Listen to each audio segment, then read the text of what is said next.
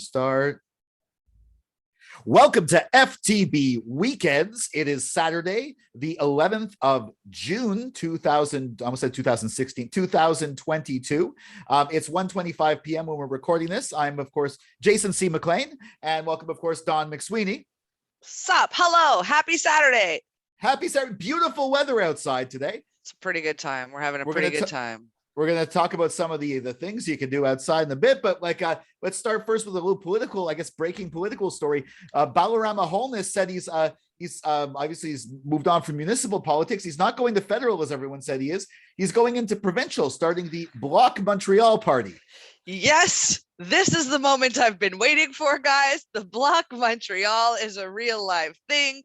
And it aims to represent Montreal's interests the same way that the Bloc represents Quebec's interests. He says he recognizes that that Quebec is distinct within Canada and Montreal is distinct within Quebec. And for years, like as a without aging myself, but I mean, as long as they've been talking about separation and referendums that in my lifetime, I know that I've always thought that Montreal should be able to separate. If everything, and this isn't about separation, my bad. Yeah. It's just about representing the rights of Montreal and its surrounding areas. One of the points he makes is that Montreal, the greater Montreal area brings in about half of Quebec's GDP, whereas the island itself brings in a third, and we need to be have our own ability to regulate. First, we need some more money from that to be able to support ourselves and do what's best for Montrealers. And second, we should be able to have our own rules on laws and stuff, because Quebec's laws don't necessarily represent Montreal's needs. Yeah, well, a lot of times the laws that affect Montreal are targeted to voters outside of Montreal because they don't understand how things work. When you say a lot of time, you misspelled all the time. All the time, yeah. Like, for example, the one banning like religious, like I mean, who wears a niqab in like Val-d'Or? Like or a hijab or something. And you know, studies show that lack of contact with different types of people makes you have opinions about different types of people that you have never met before. So I haven't traveled widely in Quebec, but I have seen that it is much more white as soon as you leave the island. So I could, you know, they're talking to a different group. Yeah, well, one thing that's I'm wondering though, like, because one thing the Bloc Québécois in their initial year, now they haven't really recaptured this since, but the initial year they ran, Quebec had enough seats in the parliament for them to actually form the official opposition. I'm wondering if, like, I mean, obviously, I don't think the Bloc Montreal thinks it can form government. But I mean, because I mean, Montreal has a lot of seats. So, like, how many? I'm wondering, are they going to be running seats in the greater Montreal area or just the island? Well, so for one thing, what I heard him say that was also interesting was he isn't looking at this. This isn't a protest party. This is something he wants to have as part of the political horizon for generations to come in Montreal, because Montreal has always and will continue to be something separate, distinct, and beautiful, and should be represented as such. So just like the Quebec, the Bloc Québécois, even if you're there just offering the point of view and reminding everybody about the needs of Montrealers, you're already providing more of a voice than Montrealers politically have. True. Yeah, I'm just wondering where he's going to run. I'd be very interested to see like how many candidates they're running, things like that, to see if they can have the same kind of impact provincially that the Bloc Québécois had federally in its initial year. I don't think off the top. I think this is a slow and steady. The Liberals, of course, were already like, no, we're still the best for everybody, but I don't know. This will hurt the Liberals and maybe Quebec Solidaire more than anyone. It's not going to hurt the CAQ because the CAQ does not care about Montreal. Correct. Yeah, and if we got Montrealers to realize that, and all the people who were disaffected by the apathy of these other provincial parties to just redirect towards their love of Montreal, we would accomplish great things. Yeah. So I'm feeling my heart is full with this development. Yeah, although your heart is full, although it might mean another CAQ majority government. Like, there was gonna be another CAQ majority government. If you do the math from here, we literally don't even have to show up. Yeah, no, Like me and yours vote is not going to count. I'm not saying I know who you're voting for, but I'm going to hedge my bets. And if everyone in Montreal and some of the people in the regions voted for another party, they theoretically could theoretically not oust this the time. CAC. I Yeah. don't believe. Somehow Legault's popularity has maintained, even though we were literally under house arrest, guys. We just ignored the fact that there was no reason and no backup, no scientific backup to institute house arrest. And we were, as a collective, under house arrest. And we're just going to be like, cool story. Y'all are going to vote him in again. All right, cool. Good, yeah. good. Well, one thing that I am happy about more is COVID deaths than any other province, but it's cool. Let's give them another mandate. Go on. As of now, we're not under house arrest this summer, and there's plenty of festivals coming.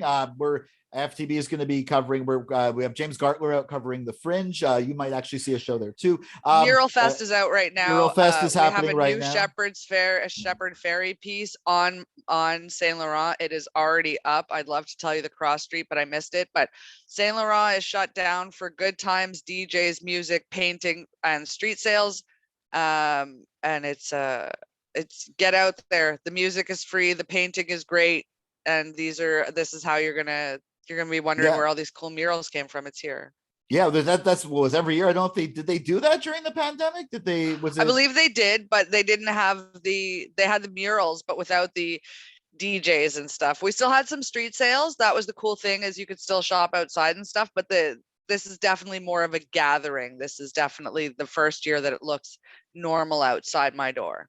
Yeah. Also, like it's weird that I have to go to a Plateau correspondent. I used to live in that area myself, but I'm a Plateau correspondent. Yes. Well, I mean, I now go there a lot more. I now go around the city more now that things are open up.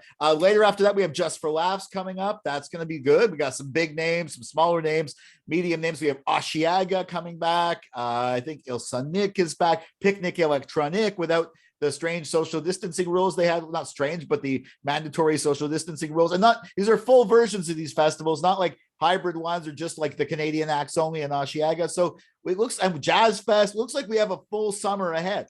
Thank heavens. You know what? I've never even been to Picnic Electronic because it's not really my scene. I'm more of a Thames girl, but I'm just so excited everything's back. I might literally go there this summer. I don't even love techno, but I just so badly want to be near happy people doing happy things everywhere that I'm like, you know what?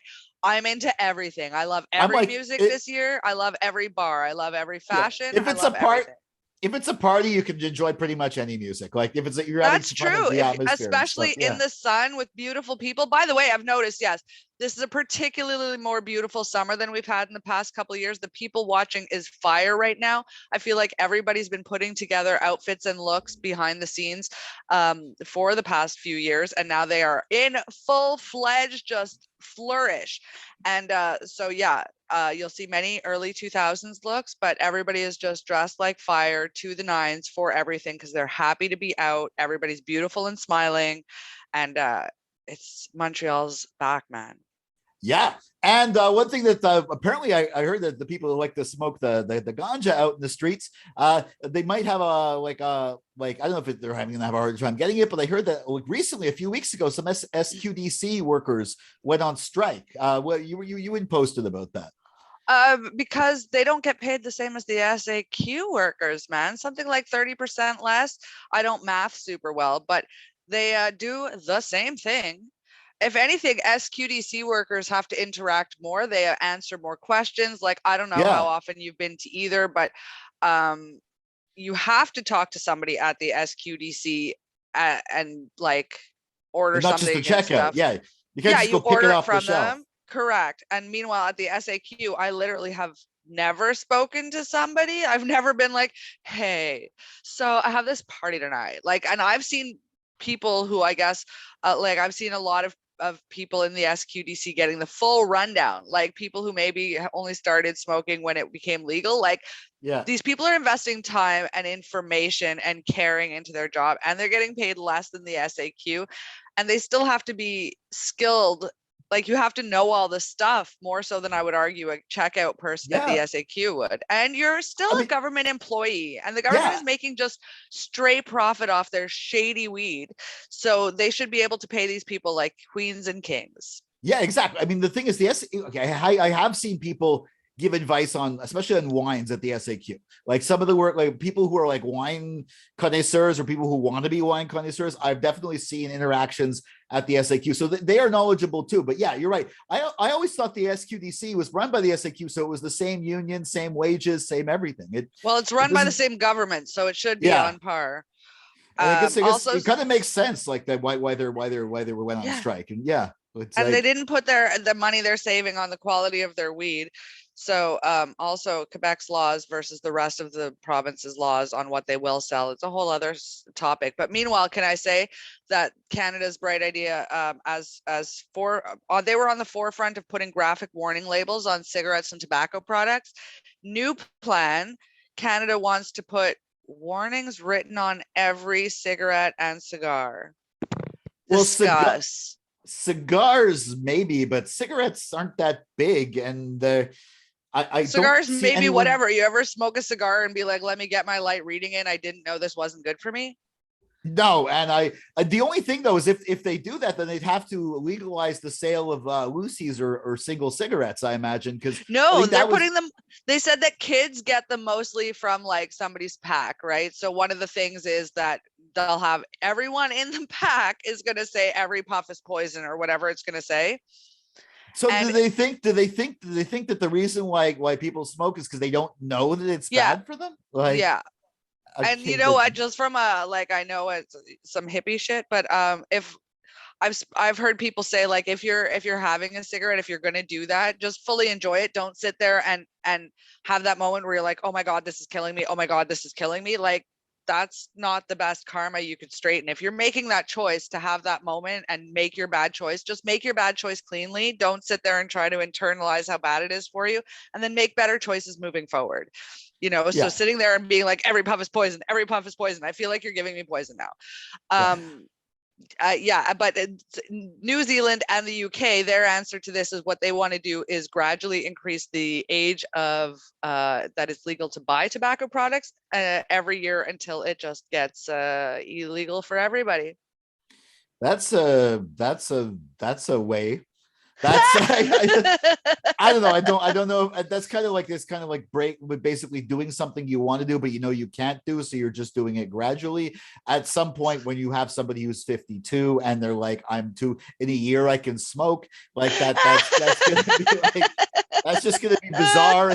Especially seeing as we live in a world where people travel to other places, it's going to be really. Does that mean that like someone who's like 30 and it's in the age gets up to 52, someone from like North America who's 30 who goes there can't smoke while they're? Does it only affect locals or purchasing, or how does that? This is a great question, Jay. This is fantastic, but I think it seems the logistics of something like that just don't seem to work. I don't know. The good news is Quebecers our rates or Canada's rates of smoking are gradually decreasing over years anyway, but at the same time, I think I could speak for both of us and say that we were smoking underage and not having a hard time getting our hands on them.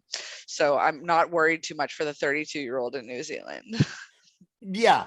Although that's not fair. Well, in that case, speaking of, also, I mean, I heard a story that basically at one point when they were producing Lord of the Rings, anyone who was over a certain height was basically forced to be in Lord of the Rings as an extra. Like they not forced, but they were basically taken off like kidnapped and forced to be in the movie. I don't know if that's the case.